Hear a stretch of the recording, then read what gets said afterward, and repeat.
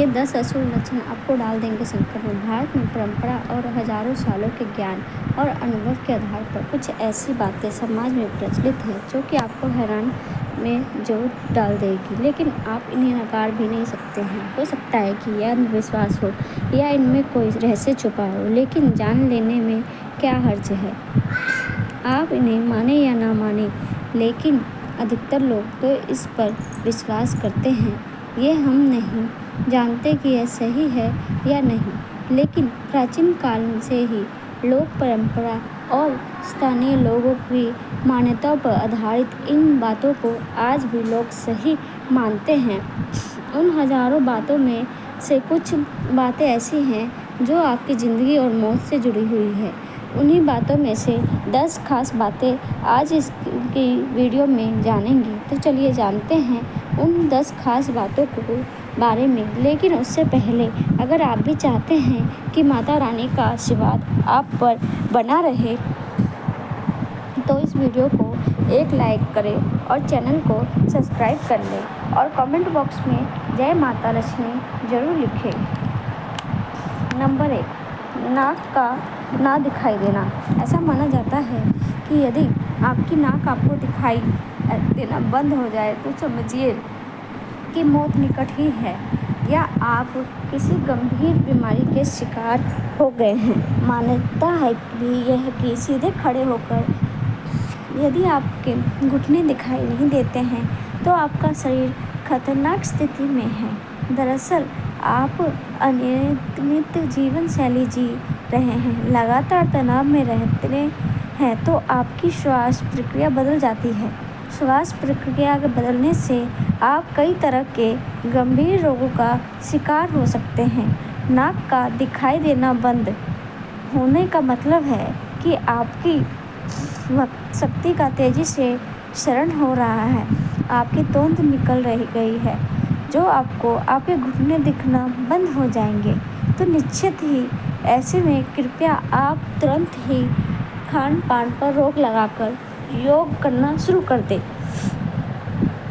Number 2, सीटी बजाने का मतलब संकट को बुलाना।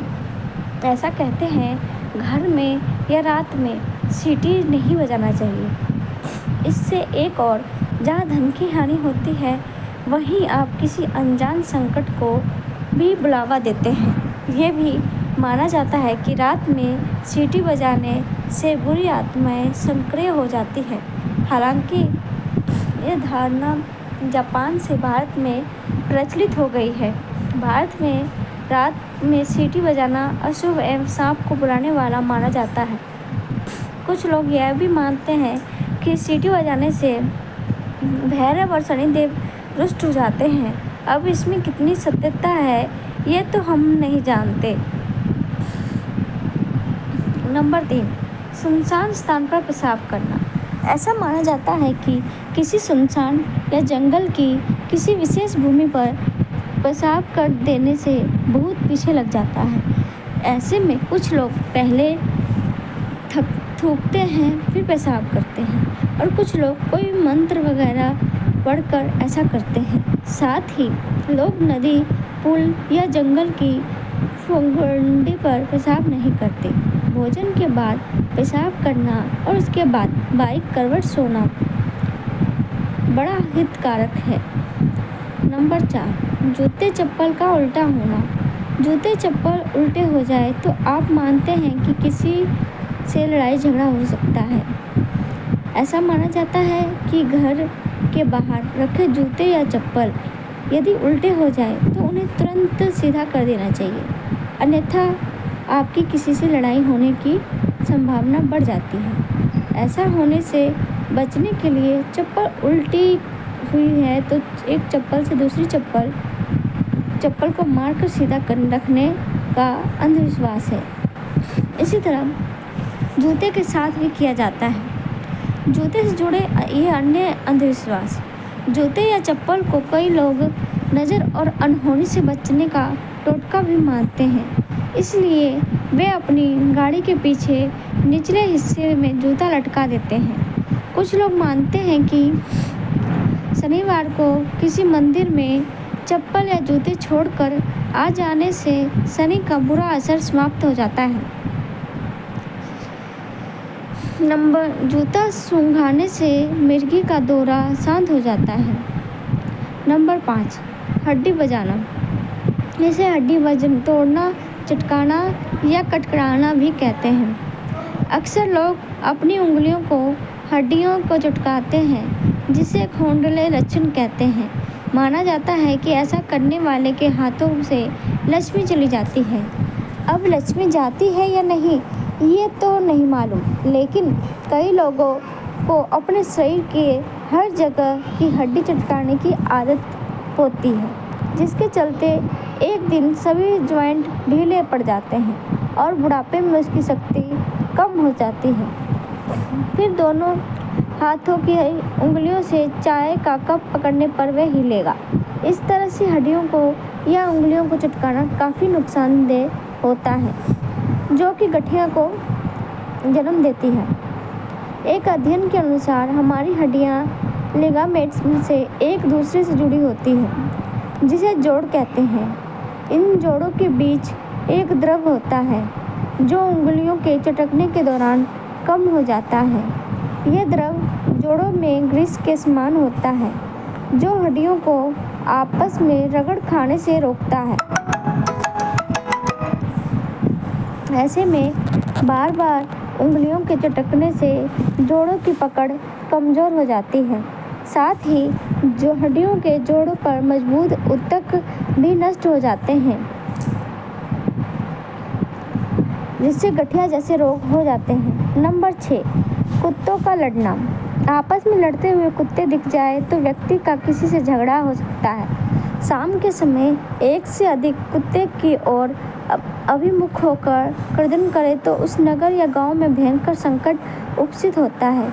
यदि आप घर से बाहर कहीं जा रहे हैं और उसके आपके पीछे पीछे कुत्ता भी चल दे तो यह किसी अनहोनी का संकेत है। अच्छा है कि आप उधर की यात्रा टाल दें। यह भी माना जाता है कि यदि कुत्ता ऐसा करता है तो आप पर मौत का साया मंडरा रहा है, आप किसी गंभीर बीमारी की चपेट में आने वाले हैं या आपके साथ कोई दुर्घटना होने वाली है। हालांकि यह अंधविश्वास ही माना जाता है। कुत्ते के रोने की अशुभ को क्यों माना जाता है? कुत्ते का रोना अशुभ माना जाता है। मान्यता है कि घर के सामने घर की ओर मुंह करके कोई कुत्ता रोए तो उस घर पर किसी प्रकार की विपत्ति आने वाली है या घर के किसी सदस्य की मौत होगी। कुत्ते से जुड़े अन्य अंधविश्वास मान्यता है कि घर के सामने सुबह के समय यदि कुत्ता रोए तो उस दिन कोई भी महत्वपूर्ण कार्य नहीं करना चाहिए। यदि किसी मकान की दीवार पर कुत्ता रोते हुए पंजा मारता दिखाए तो समझा जाता है कि उक्त घर में चोरी हो सकती है या किसी अन्य तरह का संकट आ सकता है। यदि कोई व्यक्ति किसी के अंतिम संस्कार से लौट रहा है और साथ में उसकी कुत्ता भी आया है तो उस व्यक्ति की मृत्यु की आशंका रहती है अथवा उसे कोई बड़ी विपत्ति का सामना करना पड़ सकता है। माना जाता है कि पालतू कुत्ते के आंसू आए और वह भोजन करना त्याग दे तो उस घर पर संकट आने की सूचना है। आप किसी कार्य से बाहर जा रहे हैं और कुत्ता आपकी ओर देखकर भौंके तो आप किसी विपत्ति में फंसने वाले हैं। ऐसे में उक्त जगह नहीं जाना चाहिए, उचित माना जाता है। घर से निकलते समय यदि कुत्ता अपने शरीर को कीचड़ में सना हुआ दिखे और कान फड़फड़ाए तो यह बहुत ही अपशगुन है। ऐसे समय में कार्य और यात्रा रोक देनी चाहिए। कुत्ता यदि सामने से हड्डी अथवा मांस का टुकड़ा लाता हुआ नजर आए तो अशुभ। संभोगरत कुत्ते को देखना भी अशुभ माना गया है, क्योंकि इससे आपके कार्य में बाधाएं उत्पन्न हो सकती है और परिवार में झगड़ा हो सकता है। यदि किसी दरवाजे पर लगातार कुत्ता भौंकता है तो परिवार में धन हानि या बीमारी आ सकती है। मान्यता है कि कुत्ता अगर आपके घुटने सूंघे तो आपको कोई लाभ होने वाला है, यदि आप भोजन कर रहे हैं और उसी समय कुत्ते का रोना सुनाई दे तो यह बेहद अशुभ होता है। नंबर 7, बिल्लियों का लड़ना। बिल्लियों के बारे में बहुत से अशुभ लक्षण बताए गए हैं। काली बिल्ली रास्ता काट ले तो उसे रास्ते पर कई लोग अपना जाना स्थगित कर देते हैं। बिल्ली ऊपर से कूदकर चली जाए तो तकलीफ सहनी पड़ती है। यदि आप कहीं जा रहे हैं और बिल्ली आपके सामने कोई खाने वाली वस्तु लेकर आए और म्याऊं बोले तो अशुभ होता है। यही क्रिया आपके घर आते समय हो तो शुभ होता है। चूहों का घर में होना अशुभ है। जिस घर में काले चूहों की संख्या अधिक हो जाती है वहाँ किसी व्याधि के अचानक होने का आदेश रहता है। यह भी माना जाता है कि चूहे हमारे घर की शांति समृद्धि को धीरे धीरे कुतर कर खा जाते हैं। अंत चूहों का घर में रहना अशुभ माना गया है। यह भी माना जाता है कि यदि घर में काले रंग के चूहे बहुत अधिक तादाद में दिन और रात भर घूमते रहते हो तो समझ लीजिए कि किसी रोग या शत्रु का आक्रमण होने वाला है। नंबर 9, लाल चींटी। कहते हैं कि धरती पर जितना भार सारी चींटियों का है उतना ही सारे मनुष्यों का है और जितने मनुष्य हैं उतने ही मुर्गे भी हैं। चींटियाँ मूलतः 2 रंगों की होती है, लाल और काली। काली चींटी को शुभ माना जाता है लेकिन लाल चींटी को नहीं। लाल चींटियों के बारे में कहा जाता है कि घर में उसकी संख्या बढ़ने से कर्ज भी बढ़ जाता है और यह किसी संकट की सूचना भी होती है। चींटियों को भोजन। दोनों ही तरह की चींटियों को आटा डालने से कर्ज से मुक्ति मिलती है। चींटियों को शक्कर मिला आटा डालते रहने से व्यक्ति हर तरह के बंधन से मुक्त हो जाता है। हजारों चींटियों को प्रतिदिन भोजन देने से वे चींटियां उक्त व्यक्ति को पहचान कर उसके प्रति अच्छे भाव रखने लगती हैं और उसको वे दुआ देने लगती हैं। चींटियों की दुआ का असर आपको हर संकट से बचा सकता है। लाल चींटियों की कतार मुंह में अंडे दबाए निकलते देखना शुभ है। सारा दिन शुभ और सुखद बना रहता है। जो चींटी को आटा देते हैं और छोटी छोटी चिड़ियों को चावल देते हैं वे वैकुंठ जाते हैं। कर्ज से परेशान लोग चींटियों को शक्कर और आटा डालें। ऐसा करने पर कर्ज की समाप्ति जल्दी हो जाती है। नंबर 10, घर की छत। जिस भवन की छत पर कौवे, टटहली अथवा उल्लू घोर शब्द करे तब वहाँ किसी समस्या का उदय अचानक होता है। यदि घर में कौवा, गिद्ध, चील या कबूतर नित्य बैठते हैं और 6 मास तक लगातार निवास बनाए हुए हैं तो गृह स्वामी पर नाना प्रकार की विपत्ति आने का सूचक होता है। यदि सुबह के समय या शाम के समय कौवा मांस या हड्डी लाकर गिराता है तो समझ लीजिए कि अमंगल होने वाला है और बीमारी, चोट आदि पर धन खर्च होने वाला है। यदि कोई भी पंछी घर में किसी भी समय कोई लोहा का टुकड़ा गिराता है तो यह अशुभ संकेत होता है जिसके कारण अचानक छापा या कारावास होने की पूरी संभावना बनने लगती है। जिस घर की छत या मुंडेर पर कोयल या सोन चिड़ैया चहचहाए वहाँ निश्चित इसी विधि होती है। जाते समय अगर कोई पीछे से टोक दे या छींक दे तो आप क्यों चिढ़ जाते हैं? यदि आप किसी प्रयोजन से जा रहे हैं और कोई टोक दे अर्थात पूछे कि कहाँ जा रहे हो या कहे कि चाय पी कर जाओ या कुछ और कह दे तो जिस कार्य के लिए आप कहीं जा रहे हैं उस कार्य में असफलता ही मिलेगी। हालांकि किसी विशेष कार्य के लिए जाते समय गाय, बछड़ा, बैल, सुहागिन, मेहतर और चूड़ी पहनाने वाले दिखाई दे अथवा रास्ता काट जाए तो यह शुभ सगुन कार्य सिद्ध करने वाला होता है। क्या सपनों में शुभ और अशुभ संकेत मिलते हैं? ज्योतिष लोग सपनों के शुभ और अशुभ फल बताते हैं। इसमें कितनी सच्चाई है यह शोध का विषय हो सकता है।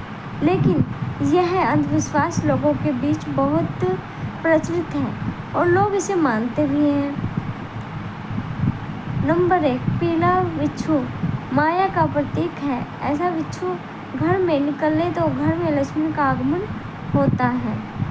नंबर 2, जिस घर में प्राय बिल्लियाँ विचरण कर जाती हैं वहाँ कुछ शुभत्व के लक्षण प्रकट होते हैं। नंबर 3, घर में चमगादड़ों का वास अशुभ है। नंबर 4, जिस भवन में छुछुंदरें घूमती हैं वहाँ लक्ष्मी की वृद्धि होती है। नंबर 5, जिस घर के द्वार पर हाथी अपनी सूंड ऊंची करे वहाँ उन्नति, वृद्धि तथा मंगल होने की सूचना मिलती है। यह तमाम जानकारी जन रुचि को ध्यान में रखकर दी जा रही है। ज्योतिष और धर्म के उपाय और सलाहों को अपनी आस्था और विश्वास पर आजमाएं। वीडियो को उद्देश्य मात्र आपको बेहतर बनाने के लिए है। वीडियो को इस श्रद्धा में हम किसी प्रकार का कोई दावा नहीं करते हैं। दोस्तों, आज की हमारी वीडियो आपको कैसी लगी कमेंट करके ज़रूर बताइएगा। अगर आपको हमारी वीडियो अच्छी लगी हो तो कमेंट बॉक्स में जय श्री लक्ष्मी माँ जरूर लिखें। माता लक्ष्मी आप पर सदैव अपनी कृपा बनाए रखें। वीडियो के अंत तक बने रहने के लिए धन्यवाद।